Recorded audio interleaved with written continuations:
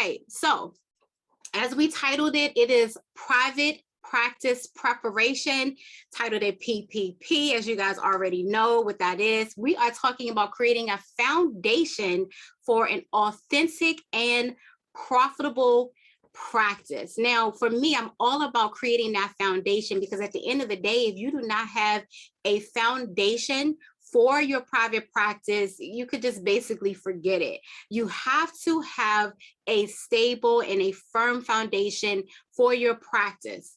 So that is what we're going to be talking about today. So just in case for you guys that don't know who I am Keisha Sando. I am a licensed mental health counselor. I am also the founder of a group practice, Peacefield Mental Health Counseling Services. And then I'm also the founder of Authentic Profitable Practice, which is a coaching program. We have an online course, and we also do individual coaching. And it's basically set up to help you to go through this journey of private practice, but to ensure that you have all the tools that you need for your blueprint for your practice, so that you are successful in that practice.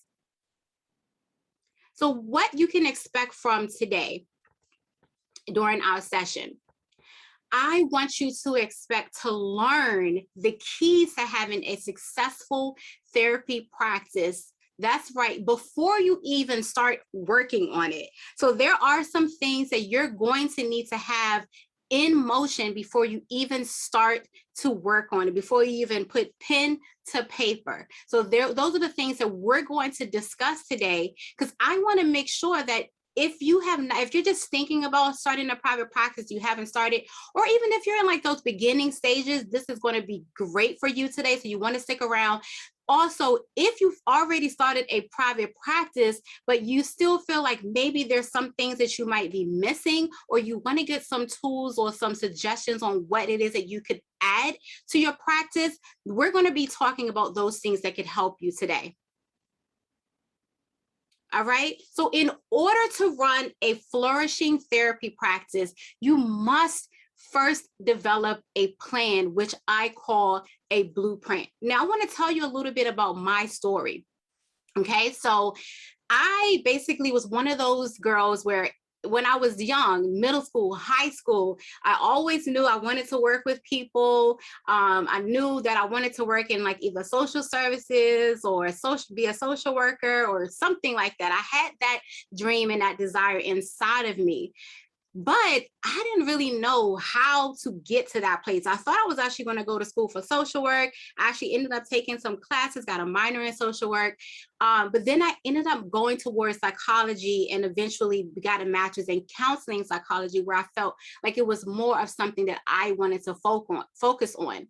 But that journey did not come easy for me. Okay. So there was a lot of struggle, going through the programs, especially in high school, and finally got into college. There was some trouble there, but I was able to get myself back together and able to really establish what I felt like was going to be a plan that I have for my life. But guess what? Even after I graduated and got my bachelor's degree, got my master's degree, I still felt like I wasn't really sure exactly what I was doing and how I was going to get it done. Unfortunately, there were some situations in my life that hit me where I had some medical issues going on, and there's a list of things that I dealt with. And, I'm just here to tell you that sometimes in life, we may have a goal in mind, even from when we're young or from like years ago, but then things happen in our lives that kind of take us off of that path that we really wanted to focus on. It could be a relationship issue. It could have been a medical issue. Maybe there was something going on with your child. Maybe there was something going on with your parent. Maybe there was a work issue. For me, I went through different things, and I really felt like I lost myself. I felt like I forgot all about what my initial plan was at the time. But I want to let you guys know that even if you are at a place in your life now where you feel like there's just like so much happening, I want to let you know that you can still meet that goal. If your desire is to start a private practice, then you can still do it, no matter what the issues are. Even actually, some of the times I remember when I was studying for my licensure exam, that period of time was probably one of the most stressful times of my life. But what I decided to do was to actually use that energy and that motivation and everything that was kind of bothering me at that time to push me through, to encourage me and motivate me to focus. Okay. So we're going to be talking about a little bit of that today. So as I said, in order to run a flourishing therapy practice, you must first develop a plan, which I call a blueprint. Now let's talk a little bit about that private practice blueprint. Now, I believe a private practice blueprint is basically like a detailed layout and an outline that's going to guide you through the decisions that you make in your practice with regards to not only yourself, but also to your clients. Okay. It is a structured plan that it can see where you're going to go, where you're going to, how you're going to succeed, how you will grow. And not only positively, but it can also make room for certain mistakes that you may not even be thinking about right now. So that's why it's really important to have a plan, to have a blueprint. And then also it helps to make sure that you are consistent along this entire journey of private practice. All right. So we're going to be talking a little bit about that as well today. So I want you to take a look at this building right here. There's multiple buildings actually, because this is like a picture of a city. Look at these buildings. And I want you to think to yourself, you see the materials to the side. You see rocks over here. You see metal. You see sand, and you see wood. I want you to think about, when we think about like a building, we think about a foundation. Which one of these materials actually will be the most solid when creating or developing a building that will stand? Which one do you think? Take a second to think about that. Is it the rocks, the metal, the sand, or the wood? And not only do I want you to think about it, but I want you to think about why you chose that answer. All right, so that was kind of like a trick assignment that I just gave you guys. And because the truth of the matter is that there are so many materials that were needed to go into this building or those buildings. They probably use metal. They probably use wood at some point. They probably use sand, right? And there probably was some form of rock that they use as well. So what the point is that there's going to be multiple things that you will need in order to really build a firm foundation for your practice. If you can't just have a great idea, it can't just be like, oh, I'm just going to be working with children and that's, I'm ready to get started. It can't just be a great idea that you have. And it can't just be that, oh, people love talking to you, they love working with you, and they're all ready to just like, get right in there. It can't just be that, because there's going to be multiple elements that you will need in order to have a successful practice, in order to create a stable foundation for your private practice. So just like without the right materials, the foundation of that building that we were talking about would not stand. If you don't have a firm foundation, then your practice cannot and will not be successful. So you need the foundation for your practice. It has to be stable. It has to be secure. It has to be firm, but yet it has to be flexible. Now, I've been talking a lot about stability, about things that's going to make your practice stable. But let me just kind of tap into a little bit about what I mean by it being flexible. Now, and this is something I want you to kind of remember, write this down in your notes, that as you are doing your private practice, as you're working through your private practice, there's going to be new things that pop up, whether there's new ethical guidelines, whether there are, procedures that we are allowed as a therapist to be able to conduct or not be able to conduct. There's going to be clients that maybe you didn't foresee, issues with clients that you didn't foresee as you go along in your therapy journey, your therapy practice journey. So you are going to need to also be flexible. So flexibility is going to help you to be able to maneuver as there are changes, maneuver as there are new things that are approaching you, so that you don't get, completely distracted, so you don't get overwhelmed. So just always keep that in mind, that you also still need to be flexible. All right, so now we're talking about the components of a stable foundation. So we have what I believe are the components are vision, passion, personal finances, a review of your personality, time, organization, and support. And that's what we're going to be talking about in detail today. So number one, the first element of a stable and firm foundation for your private practice is going to be vision. You have to have a vision. And I want you to take a look at something that I put together for what I believe is really what vision is all about. And just listen to this. So your vision is what you see for the future of your business. It is what you can imagine, even if you don't have the means to bring it to pass at the time. It is how you see yourself implementing your skills as a therapist, as well as the results you believe your clients can achieve. It is how you see your practice growing and who you desire to connect with. Now, that's a big statement about vision, but essentially, when you have a vision in your therapy practice, this is what it's really going to include. So we're looking at all of these different elements, okay? So we're looking at imagining something that even if you don't have the means to bring it to pass. This is really important, because sometimes people get caught up with like, oh, I don't want to dream too big in my therapy practice. Oh, not everybody's doing that. That can't happen.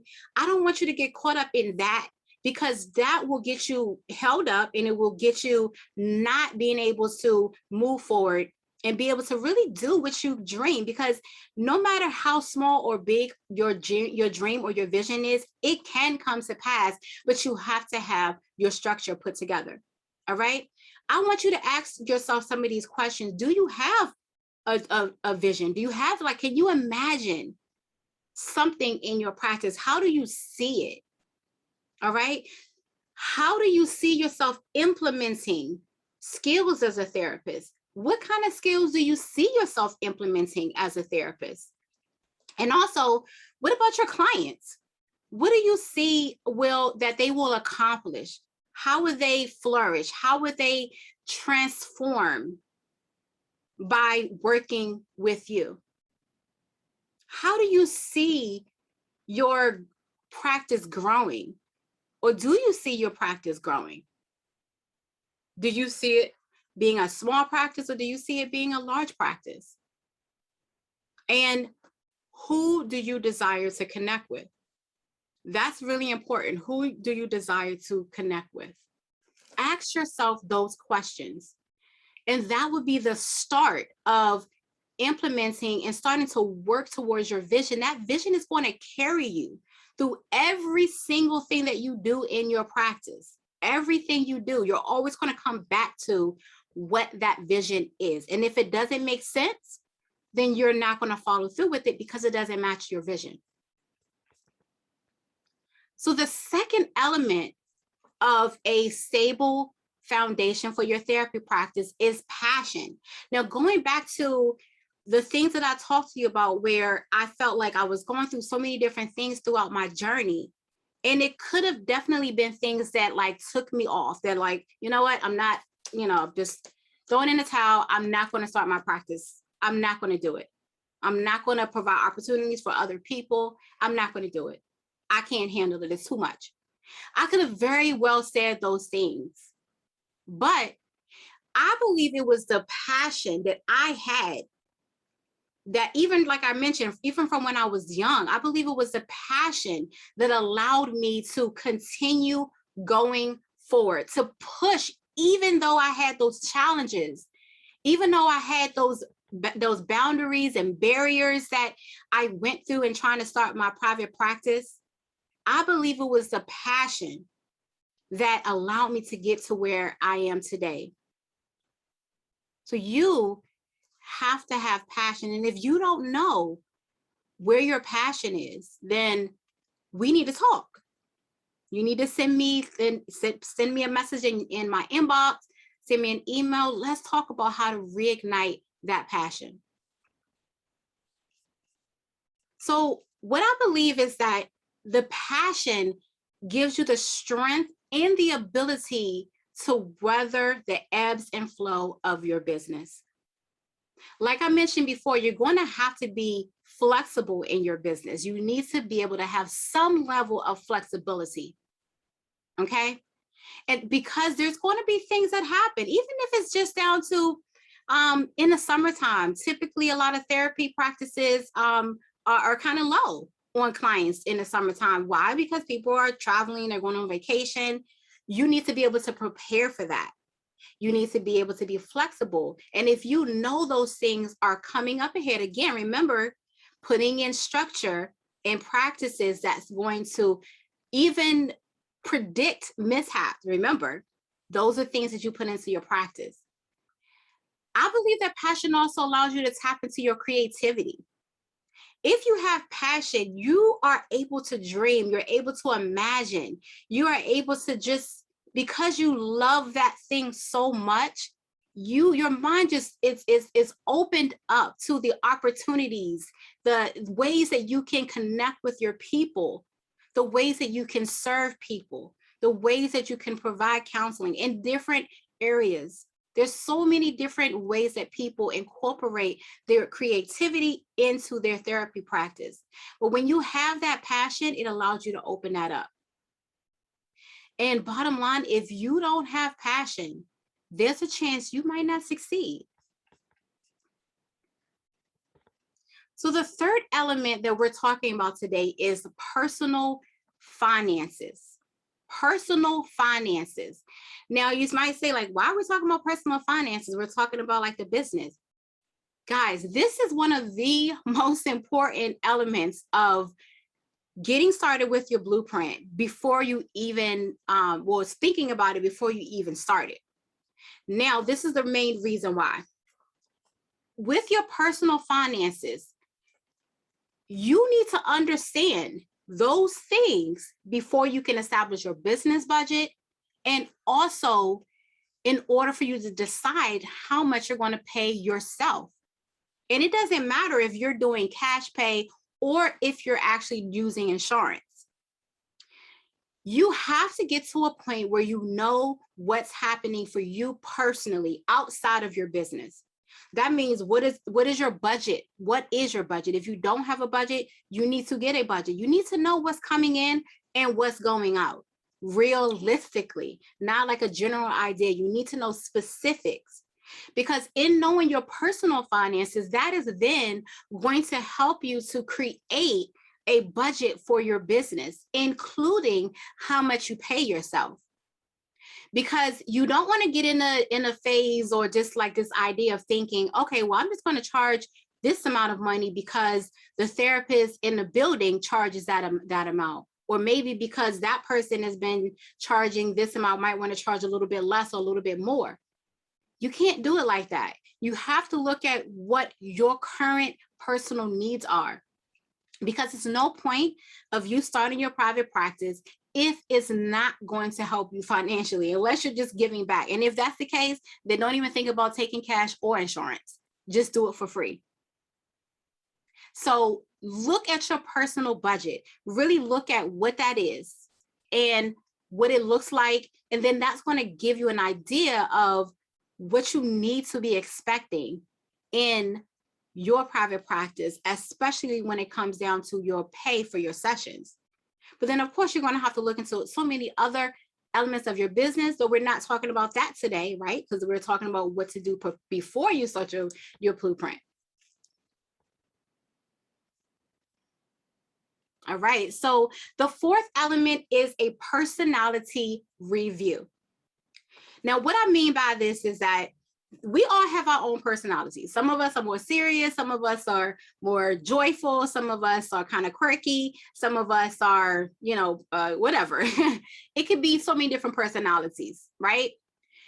Now, this part is so important because you need to know yourself before you're going to be connecting with other people. Now, in your private practice, you're going to be talking to so many other people, be it clients, be it your, maybe if you decide to outsource certain elements of your practice, whether you are connecting and building relationships with possible referral sources, there are going to be so many opportunities for you to work with other people, but you need to first know who you are. So then that way, when you are working on and even thinking about establishing relationships, you then know what type of people you work best with. And that's going to help you along that entire line of things in your private practice.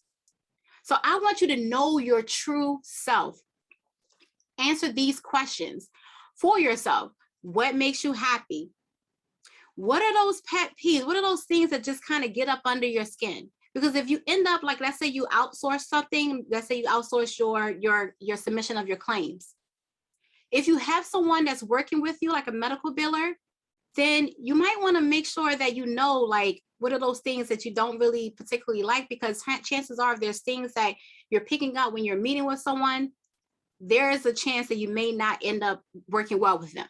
And you can know that from the beginning before you even get started. Okay. I want you also to think about, how do you learn? Now, that part is crucial because we're talking about preparing to write the blueprint for your practice. So I need you to know, how do you learn? Are you a kinesthetic learner? Like, do you like to listen to material? Do you prefer to look at material? Are you a visual learner? Because as you are starting to do your research for your private practice, you want to be able to set it up in a way that you're going to consume the information the best way. So make sure you are understanding how you learn. And then I want you to also think about your strength and your weaknesses. Again, when you're looking at outsourcing certain material or even keeping certain duties or responsibilities, it really has to do with what you enjoy and also what you are good at. Because let's be honest, some of us are just not good at doing certain things, and that's okay. We're all good. We're here, probably all good at doing therapy, but there's a lot of other things that come into play when it comes down to doing the work and running the business of a practice. You don't have to be really good at every part of the business. If you're not good at the financial part, then maybe you might want to get an accountant to handle your money. And that's fine. You can do that with no problems. Okay? So know your strength and your weaknesses. So the fifth element that we're going to be talking about today is time. Now, this is probably really, really important, just like all the rest of them, but time is so crucial because you need to have the time to prepare for your practice to even start running. I talked a little bit about research just now. When are you going to have the time to research all these things? You need to be able to put that time in and not make excuses. You're going to need time to research. You're going to need the time to create your systems and your documents that you're going to use in your practice. You're going to need to develop a business plan. When are you going to make time to do that? When are you going to do that? Okay. And then also you're going to need to have feedback from others. You don't want to start a practice without actually knowing that something that you're doing makes sense. Speak to people that are around you, speak to other people that are in the industry already, and kind of get some feedback from them. Bounce ideas off of other people so you know exactly what it is that that you're doing, and if it makes sense for other people, because sometimes we do things and we're coming up with these great plans, we feel like everything is good, but we end up realizing like, oh, maybe that didn't make sense. Oh, that didn't sound good. It sounded good when I did it. So make sure you get feedback from other people. So you want to incorporate some time. Look at the time that you have. So the sixth element is organization. Now, organization is super, super important because you need to be able to keep everything that we've talked about organized, right? So as you're going to be gathering your information through research, trust me, when I first started with like my planning for my practice, which was like years even before I started my practice, I started like writing. I had journals that I would write in. I had documents on my computer that I would save, folders that I had. And I'm not like, I'll tell you the truth. There are so many times where I had to refer back to those things that I had written years ago, people that I had contacted years ago. There were so many different things that I had to refer back to. So make sure you keep yourself organized. Keep journals. You're going to keep folders. You're going to keep and follow a schedule. I talked to you about the time period just now. So what I want you guys to do is think about, if you're really serious about starting this practice, dedicate at least one day a week, a certain time frame of that day, to working on developing the blueprint for your practice, and stick to it. If you choose Fridays from 6 to 8, every Friday from 6 to 8, make sure that that is your time that you are dedicating to do research for your practice, or if it's emailing people. If you start to develop relationships of maybe possible referral sources, make sure you keep their contact info and keep it, either it's on your your listing, your email listing, you can have it on your to-do list, a note, whatever, wherever you keep it, make sure it is kept. That's the most important thing, because just like the other details that you may have to refer back to, there's going to be people that you remember you had a relationship with, or you spoke to, like, oh, this person, I remember they were interested in this type of therapy, or they offered this particular services to their clients, and maybe that's not something that you do. You want to constantly build those relationships, because on the other hand, once you get started in your practice, they're going to remember you as well. And if you can think of someone that you can refer to them, they're likely to do the same for you. Okay? So always make sure you stay organized. And that seventh element that we're talking about today, guys, is support. Support, support, support. We all know how much and how vital support is, because we do it for a living. We are supporting our clients. So there is no difference here in you having support to start your therapy practice. You're going to need that support. Nobody can do this alone. Absolutely no one. You need people there to encourage you. Because like I said, remember, through my journey, there were ups and downs. There were times where I felt like, oh, I'm just not going to do this, or I don't know how to do this. It's not going to work. I needed people there to motivate me. There were people that were like, no, Keisha, this is what you've been dreaming about. You can do it. They believed in me. They pushed me, even when I felt like I just didn't want to do it anymore. Okay? You need someone to listen, because like I said, sometimes there's going to be great times throughout your practice, exciting things. You want someone to be able to talk to about those things, just as well as there might be some things that are confusing for you, or just like you just need to process as you're talking about your practice. So you need people, you need that support for some people to be able to listen to you. All right? And then we also need field experts to guide us, right? You need a field expert, someone that's been around the block, like people say, someone that knows the ins and outs of therapy practice, knows what to even think about when you're not thinking about it. Because that's the thing about it, guys. When we are starting to do something, we only can make decisions and only do things according to the current knowledge that we have at that time. If we don't know, you know how the statement is like, you don't know what you don't know? That's what I'm talking about. So there's going to be things throughout your practice that you won't even think about.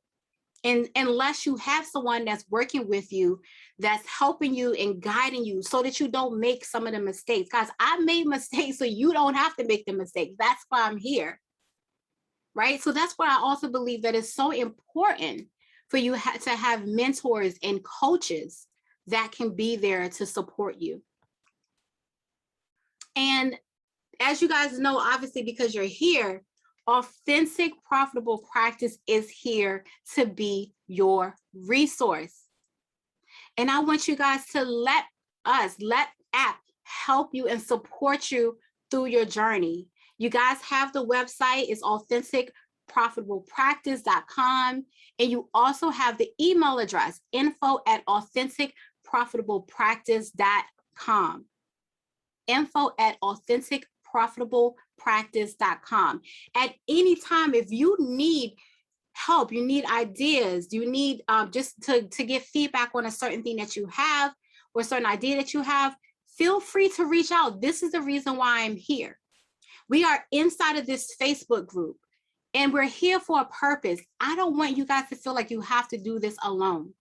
You do not have to start this practice alone. You don't have to go through this practice, these challenges that you face alone. You can even have a space to share your wins, the things that are working well in your practice. We want to hear about those things as well. So I want you guys to start to really use the Facebook group as a way to collaborate, to serve and to work with each other, to bounce ideas off of each other. This is why we are all here. All right, so I want you to start to do that. So we are coming to a close. I want to see if there's any questions before we end. So I'll go in here and see if I have any questions. If not, then we can go ahead and sign off. Let me just check.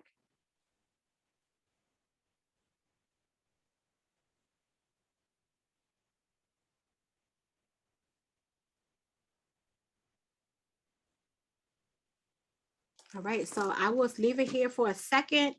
Do you guys have any questions? Any questions? Here is your opportunity. I do see that we had some people here. So if you have any questions about your practice, how to get started, even if there's certain things that you want me to discuss or you want me to bring up, we do have some things planned. We do have some experts that are going to be coming in to the group throughout the year. Basically, every month there's going to be someone that's going to be talking about specific elements of private practice, because I want to make sure you guys really have the materials, that you have everything that you guys need in order to really be able to do this and do it successfully. Okay? So if you guys ever have any questions, let me know. I am looking at the comment section, so let me know if you guys have any questions. Just also want to talk to you guys about, you guys know that we have, this is the group Private Practice Blueprint. This is here for you guys as support, but then we also have our 8-week online course. So if you are interested in joining us for our next round, you could definitely reach out to me. You can inbox me as well. You can send me an email at info@authenticprofitablepractice.com. Later on today, I will actually drop the my link tree. So if you are interested in either joining the course, if you're interested in getting individual coaching from me, you can also do that as well. And just to talk to you a little bit about the course that we offer, it is an 8-week online course. Of course, you guys know about it because I've been talking about it. It is absolutely awesome. And I'm gonna tell you, one of the things that's really awesome about it is that we do it within a group. And as we're going through that 8-week online course, we have 4 group coaching sessions that are set up. And people just get to pour out, get to understand, get to learn, and like I said before, bounce ideas off of each other. So it's just a really supportive group. Even next week, we have a session prepared. Once you get into that group, then we'll have other opportunities for you. So like this week, the next week coming, those people will be able to come in live and really be able to like talk about where they've been since they took that course, what accomplishments they have made, maybe challenges that they have encountered as well. So these will be opportunities, and these opportunities are there for you inside of the group. Those people have me at their disposal. So as they're working on every element of it, they can actually contact me. People that are doing the individual coaching, they have those 60 minutes with me twice a month, going in deep, like a deep dive into their practice. And how we talked about earlier, like looking at your personal finances, we look at how do we create a practice, a thriving, authentic therapy practice that works for you, that works for your lifestyle, works for your personality. However it is that you desire and that you dream, I truly believe it is possible. Guys, I'm talking about, I just told you my story with everything that I've gone through, and now I'm running a 6-figure group practice. That is like unheard of, right? But it didn't just come overnight. There were things that I had to learn along the way. There's definitely support systems that I had, people that I had to work with, outsourcing that came along with that.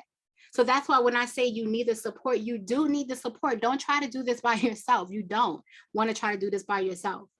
If you want to be successful and if you really want to see yourself grow, I want you to be able to reach out and do that. Okay, so we are going to be having, we're going to do another round of the 8-week online course, but I will be dropping the information about that pretty soon as well. So if there are not any questions, then I guess we are done for today. Again, reach out to me, inbox me, share me your wins, share with me your questions. If you have any questions, if you're too shy to pop it in, just send me an inbox, a question, and I can make sure that we address it. I'm going to be definitely doing more live videos, more videos for you in general, so that you will be able to, ask me any questions that you may have. So until then, I want to say thank you for joining me today. I really, really appreciate it. I'm so grateful for you guys being a part of this group. And I just love you guys. So take care and have an awesome weekend and have an awesome year. Until next time. Bye-bye, guys.